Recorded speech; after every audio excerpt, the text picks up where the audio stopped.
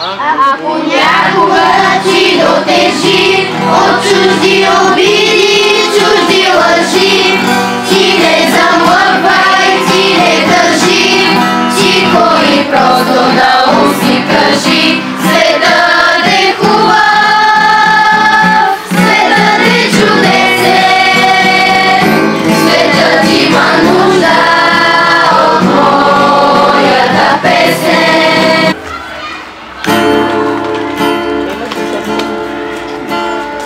Жълтите листа окапаха в нощта, окапаха листата на мократа земя.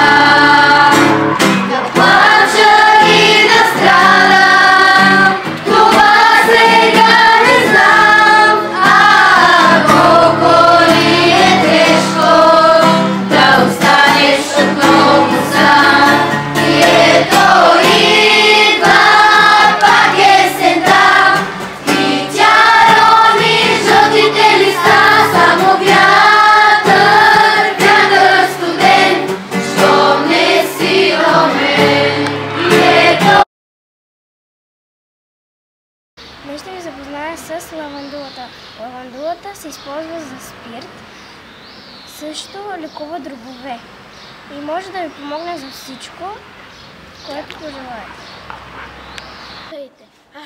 Аз се казвам Стоян и съм от 2 А клас. Днес ще ви разкажа за черния бързолет. Черният бързолет е около 16 см. Осветен е изцяло в черно, с изключение на малко петънце под човката. Лети изключително добре и с много висока скорост. Подобен на другите бързолети, прекарва почти целия си живот в полет. Храни се с летящи насекоми, предимно комари, мушици и други. Гнезди, скалисти местности, ходове на пещери и високи сгради. Снася 2, рядко 3 сферични яйца. В България е защитен вид. Днес ще ви разкажа за испанското врабче. Испанското врабче е дребно птиче, храни се с насекоми и семена, зимува в топлите страни, горната част на главата му е с ръждив цвят. Разкажа за сибирски женшен. Той е висок 2-3 метра, женският цвят е жълт, а мъжкият пурпурен. Здравейте, аз съм Ивета от 2 А клас. Днес ще ви запозная с горската ушата сова.